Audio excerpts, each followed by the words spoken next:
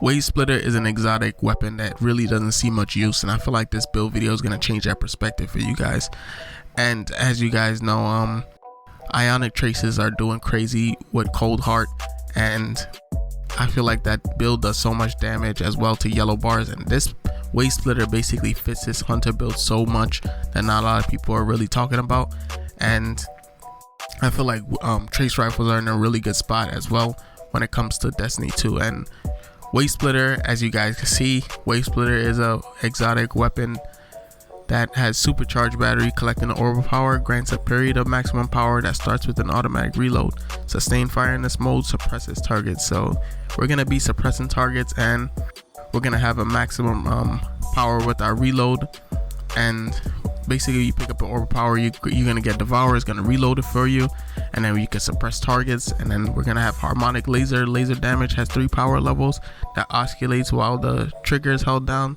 So this is absolutely a really good exotic, and I feel like not a lot of people really use it. But with Gerfalcons, I feel like it really maximizes this build, because Gerfalcons recently got a buff to give volatile rounds to all your weapons, all your void weapons, and basically you have infinite Devour and infinite volatile rounds with this build. So Night Stalker, we are running Shadow Shot Deadfall, and you could also run Mobius Quiver just for the DPS. We're running Deadfall just for the ad clear as well. Marksman Dodge, you guys could run Gambler's Dodge just because, you know, you're going to be picking up orbital power and it's going to reload it for you. But I feel like Marksman Dodge is just a little better just in case you don't pick up the orbital power, and it has a shorter cooldown. Vortex Grenade is basically the best grenade. You guys should definitely run that. Stylus Executioner, you guys need to run this on this build. And Vanishing Step is absolutely amazing just because it gives you an extra fragment slot, and it's also going to give you volatile rounds just for dodging. That's literally all you have to do. Echo of Remnants, absolutely really good just so our grenades stay there longer to kill the targets. Echo of Starvation gives us Devour. Echo of Undermining, weaken targets. Echo of Persistence, so you have increased duration. This is a must-have on this build. I feel like this is a very key fragment for this build. You guys need to have that.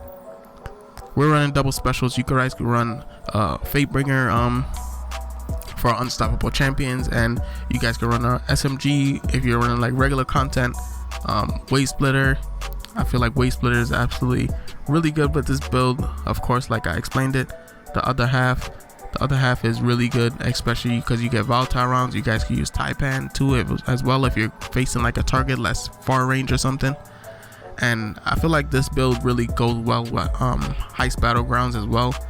Heist Battlegrounds is like the most challenging seasonal activity that we got recently, and I feel like this build really shines as well inside of there, and also regular content as well. And we're gonna be running 100 Resilience. We're gonna be running gonna want 100 Discipline, and I feel like Discipline is more important than mobility in this build just because of our fragments. We're going to be throwing our grenades a lot, proc and Devour, but mobility is absolutely amazing, and I feel like you can't go wrong with either one.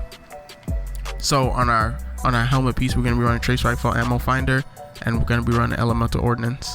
This is absolutely really good to have, so we get more ammos.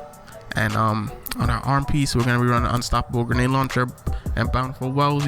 On our chest piece, we're going to have, after being invis, as you guys see, the Gerfalcons did get a buff. We're going to run 2 Energy Diffusion Mods, Reaper Wellmaker, just to guarantee us those Void Wells. We're going to be spawning Void Wells like crazy with this build, I'm telling you.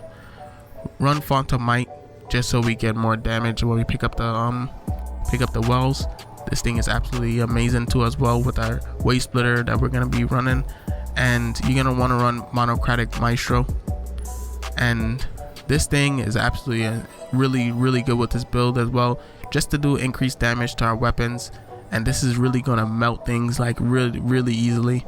And I feel like you could run if you're going against Overload champions, you can run this Overload mod as well. So this Gerfalcons build, I feel like is a really slept on build.